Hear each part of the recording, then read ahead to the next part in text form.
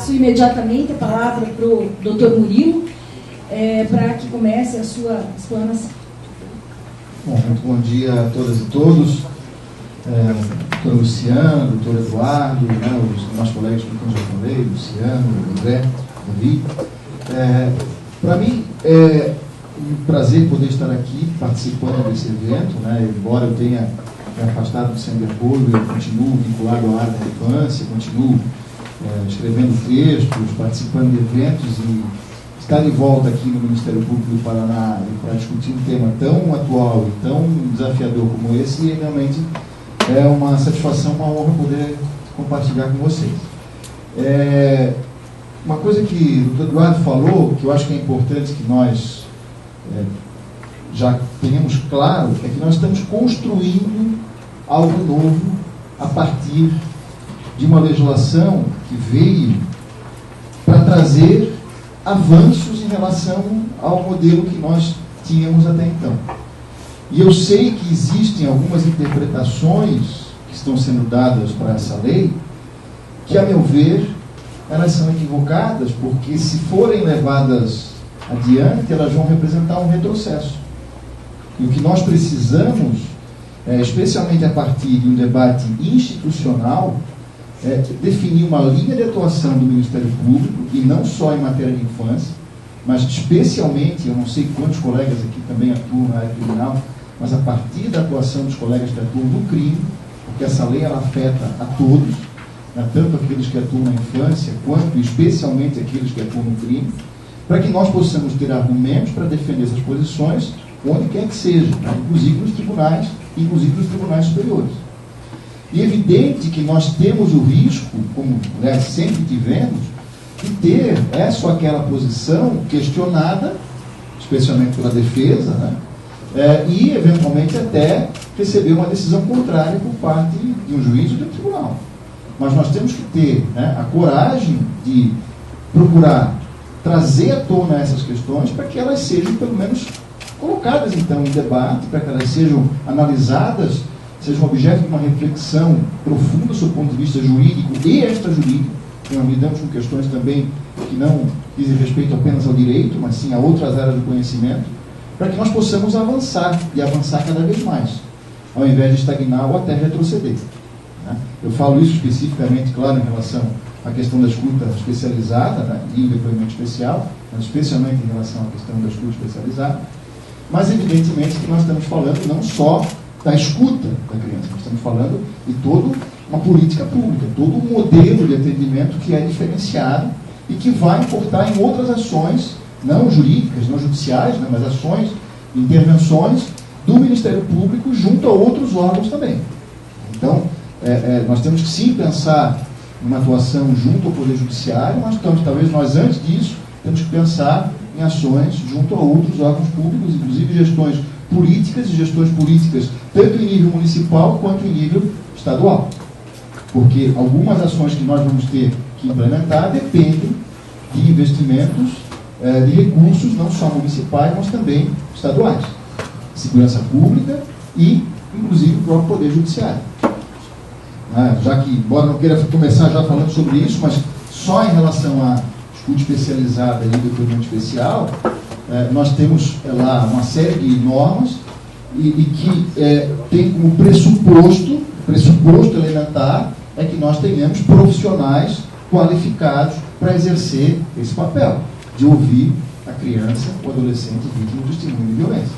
E se nós não tivermos esses profissionais qualificados, especializados, e não basta uma qualificação genérica, não basta encaminhar para o CREAS, não basta encaminhar para o psicólogo do município ou encaminhar para o psicólogo do TJ, pura e simplesmente, nós temos que ter pessoas que têm uma formação específica, nós corremos o sério risco de, a pretexto de atender a criança de uma forma adequada, provocar a revitimização, provocar aquilo que a lei categoriza como violência institucional. Então, tivemos um ano, na verdade, de vacácio legis para poder fazer essa adequação, para poder contratar os profissionais, qualificar os profissionais, fazer os combinados, definir os fluxos e protocolos. Não fizemos. Em muitos casos, não fizemos. Na maioria, talvez, Não fizemos. Mas ainda tem prazo correndo. Se olhar lá nas disposições finais transitórias da lei, nós temos alguns prazos que impõem ao poder público certas obrigações e nós temos que estar atentos a eles para que, então, pelo menos nós tenhamos alguns mecanismos mínimos que nos permitam prestar um atendimento a essas crianças e adolescentes e às suas famílias que seja minimamente adequado, que esteja minimamente de acordo com os parâmetros que a lei estabelece. E é nossa incumbência cobrar isso. Quer dizer, nós temos esse papel de cobrança. E aí eu proponho, primeiro, institucionalmente, que nós nos unamos, que nós tenhamos aí uma união entre os colegas que atuam na área da infância e os colegas que atuam na área criminal, para que nós possamos fazer isso de forma conjunta. Porque uma coisa que eu tenho dito, e até já manifestei em processos administrativos a respeito, quando a gente vê, às vezes, um conflito de atribuições entre o colega que atua na infância e uma outra área, porque tem uma criança que precisa do medicamento, tem uma criança que precisa daquilo, eu digo, olha, aqui você não tem como dizer que a atribuição é desse ou daquele. É dos dois. Porque em matéria de atribuição, não existe atribuição una. O que nós temos é que convergir esforços, nós temos aqui somar esforços para que nós possamos encontrar uma solução para aquele problema. E no caso específico do atendimento de vítimas de violência, nós temos aí, digamos, um lado que é de interesse da infância, que seria a parte protetiva, e nós temos um lado de interesse dos colegas que atuam no crime, que é a parte da responsabilização dos autores da violência. E precisamos que esses colegas que atuam nessas áreas se unam para que nós possamos levar uma proposta que seja uniforme, coerente, coesa, e que possamos então cobrar algo também concreto junto ao poder público, tanto em âmbito municipal quanto em âmbito estadual. Certo? Então esse é o nosso, talvez, primeiro desafio, porque lá fora nós já encontramos uma série de divergências, e aliás, isso é natural, mas inclusive de posições que são contrárias, e que eu tenho visto em alguns debates, alguns grupos de debate, corre-se o sério risco de, como eu disse, estabelecer retrocessos e até ir contra aquilo que está expresso na lei. Já tenho ouvido, inclusive, discussão para dizer que só o juiz que deve ouvir, que não pode delegado e que tem que colocar no crédito. Enfim, a gente ouve de tudo. E a gente sabe que existe uma grande incerteza em função de que a lei, evidente, ela não é perfeita. Ela tem algumas falhas, inclusive terminológicas.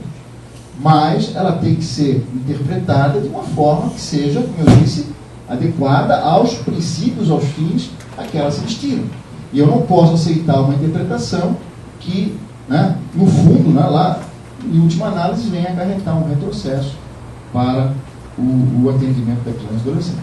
Eu vou falar posteriormente em relação à escuta especializada do Comando Especial, mas antes eu queria trazer alguns elementos que eu acho que é importante que nós também, como eu disse, estejamos atentos. Porque senão, não adianta eu falar em escuta especializada se eu não tiver esses elementos já também preparados. Uma coisa que a lei fala, de maneira expressa, e que pela primeira vez nós temos essa referência expressa na lei, é da rede de proteção à criança e adolescente. Até então, nós falávamos na rede de proteção como sendo algo ideal, algo que nós gostaríamos de ver instituído, e até tínhamos no Estatuto, a partir de um dispositivo que foi introduzido pela Lei 13.010, que é a Lei Nino Bernardo, a Lei da Palmada, que também fala da violência contra a criança, uma ideia do que seria a rede, mas nós não tínhamos na lei nenhuma referência expressa a essa tal rede de proteção. A partir da 13.431, nós agora temos essa referência expressa. E mais, existe a previsão que dentro dessa rede de proteção eu tenho que ter um órgão de referência. E a lei fala especificamente no caso da violência sexual, que é uma das 4 categorias que a lei relaciona. Como vocês sabem, a lei prevê 4 categorias de violência. Violência física, a violência psicológica, e dentro da psicológica os seus desdobramentos, dentre eles aí o bullying, dentre eles a violência decorrente de que a criança presencia, ela não é vítima da violência pessoalmente, mas presencia a violência praticada contra outro membro da família, a alienação parental, então a violência física, a psicológica, a sexual, e dentro da sexual nós temos lá tanto o abuso sexual, quanto a exploração comercial, quanto o tráfico de pessoas para fins de exploração sexual. E a quarta categoria, que até eu mencionei, a violência institucional. Quer dizer, pela primeira vez, a lei reconhece de maneira expressa que se houver um atendimento inadequado por parte do poder público, se a criança ela for tratada de uma forma inadequada que lhe cause constrangimento, que lhe cause sofrimento,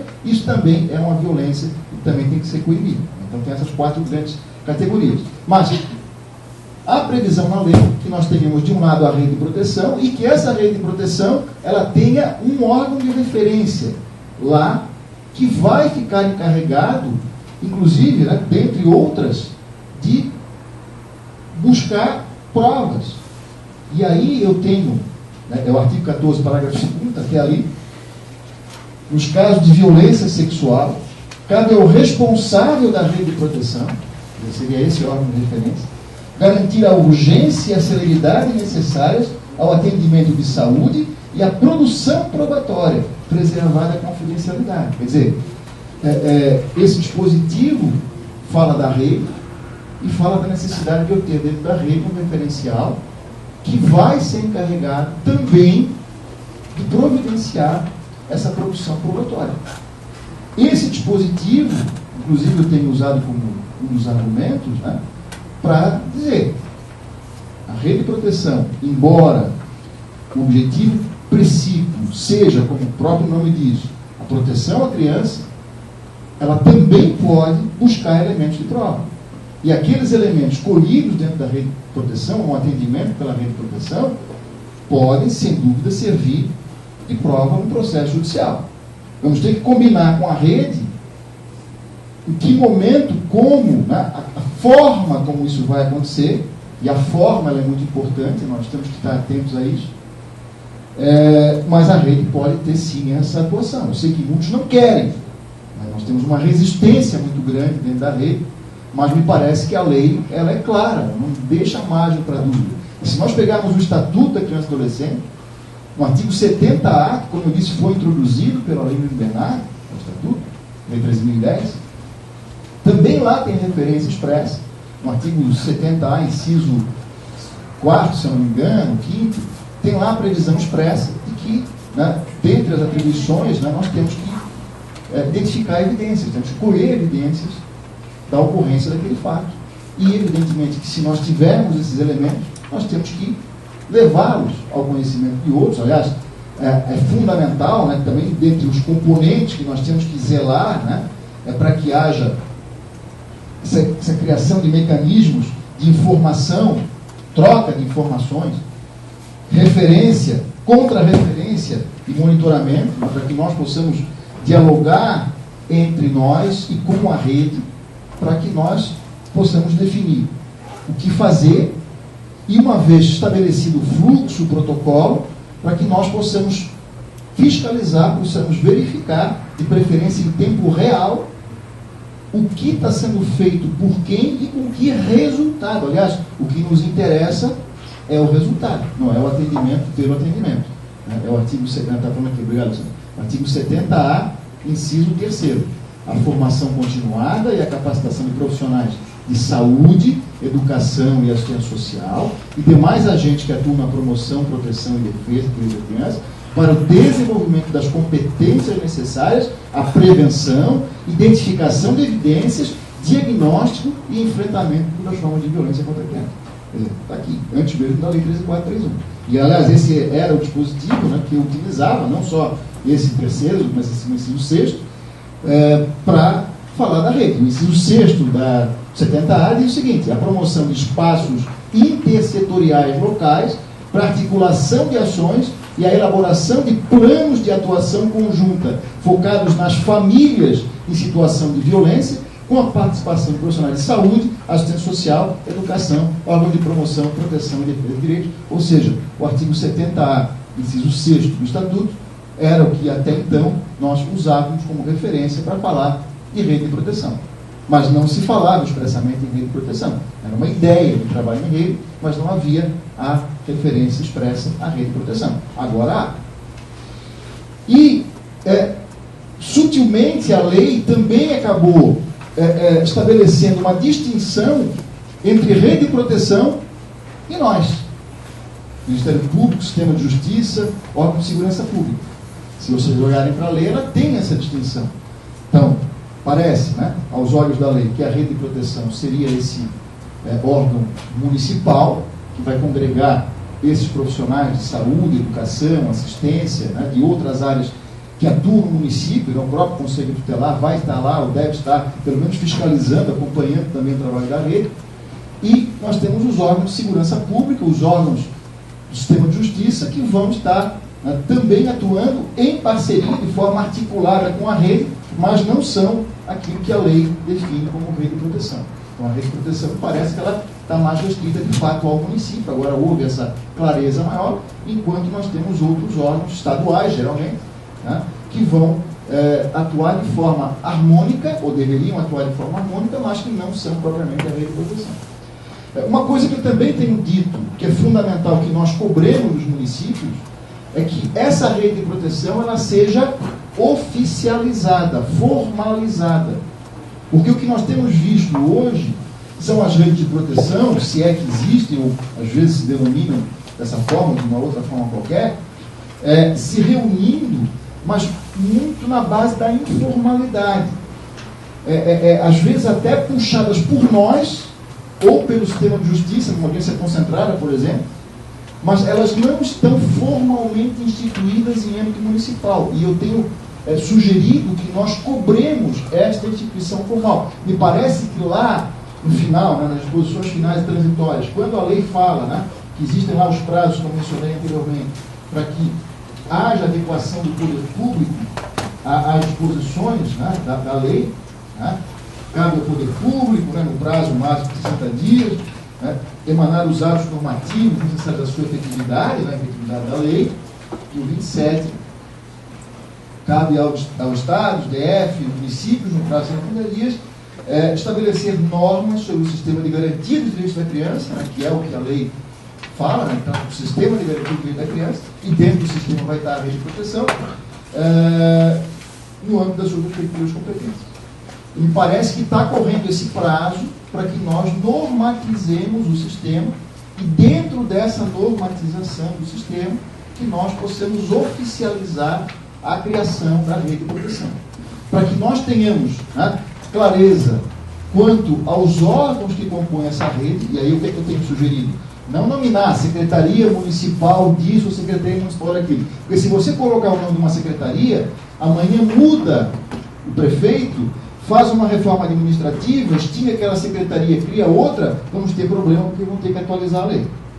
E a gente sabe que nem sempre é fácil atualizar a lei, e nem é, né, o caso. Então, a sugestão é que nós tenhamos não a indicação da secretaria, mas sim da área de atuação daquele órgão. Quais são os órgãos que nós entendemos que devem, né, estar presentes, ou as áreas de atuação que devem estar presentes nessa rede, para que nós possamos, então, reunir essa rede periodicamente, também com, né, uma reunião, um calendário mínimo de reuniões mensais, semanais, enfim, a demanda é que vai determinar, talvez num primeiro momento nós tenhamos que ter muito mais reuniões, e com tarefa preliminar dessa rede, né, estabelecer certos fluxos, certos protocolos, certos mecanismos, né, como nós vimos aqui, de informação, referência, contra-referência, definir papéis, definir responsabilidades entre os diversos integrantes dessa rede, os fluxos, né, como eu falei, para que nós possamos saber, né, diante de uma situação de violência física,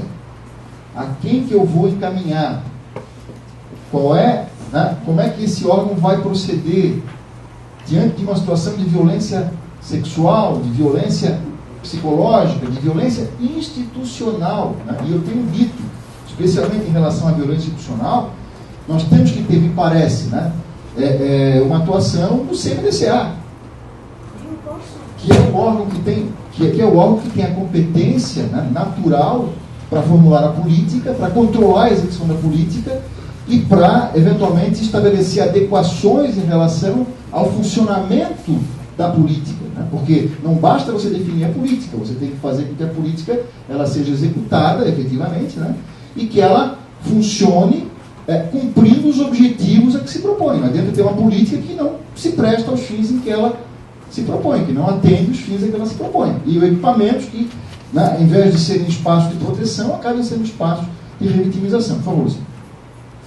Na verdade, o que eu gostaria de questionar, se você entende que essa regulamentação da organização da rede de proteção precisa necessariamente ser feita através de lei. Eu tinha imaginado que pudesse ser regulamentada por ato dos conselhos, tanto os municipais quanto o estadual de direitos da criança e adolescente. O Conselho Estadual aqui tem essa pauta, né, está dentro da Câmara de Garantias de Direitos, está se articulando, está se organizando e está pensando nessa normatização. Mas eu gostaria de questionar se você acha que é interessante que seja através de uma lei específica. Perfeito. Eu entendo que não precisa ser por lei.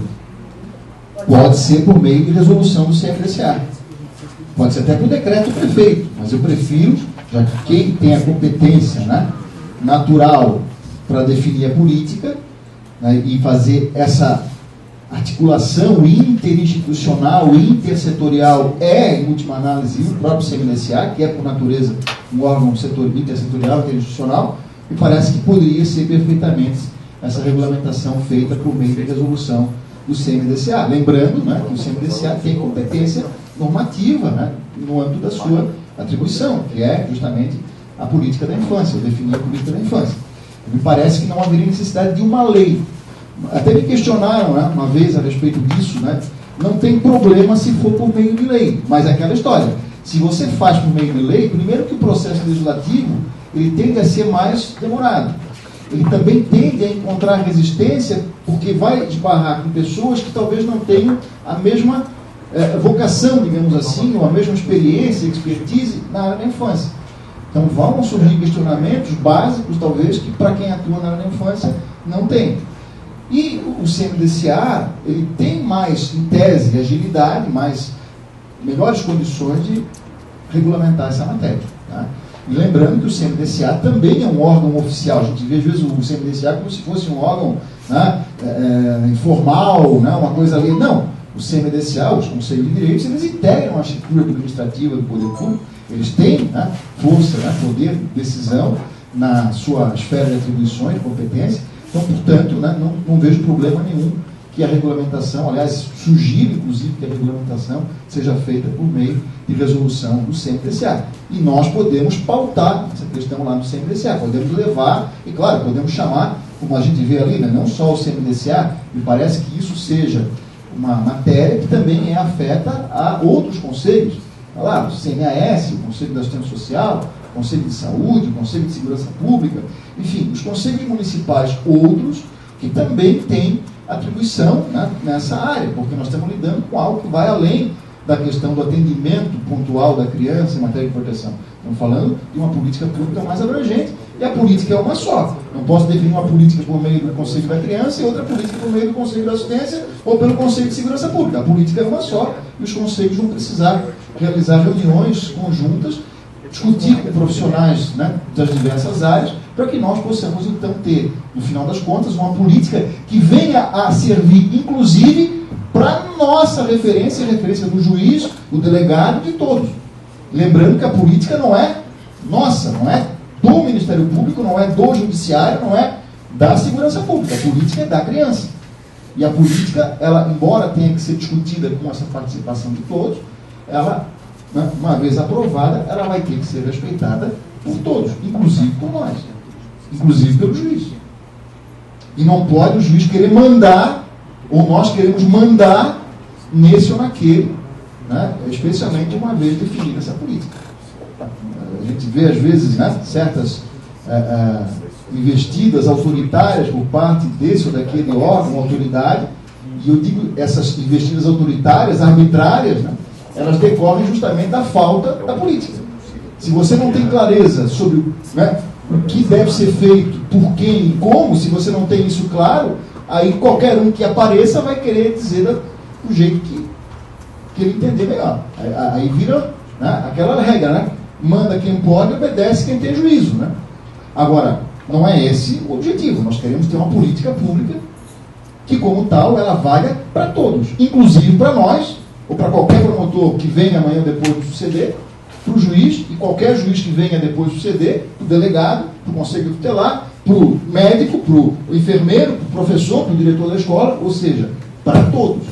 Então é muito importante que nós nos preocupemos em cobrar, junto aos órgãos competentes, que se defina a política, e uma vez definida a política, se instituam os mecanismos necessários à efetivação, à execução dessa política. Tá?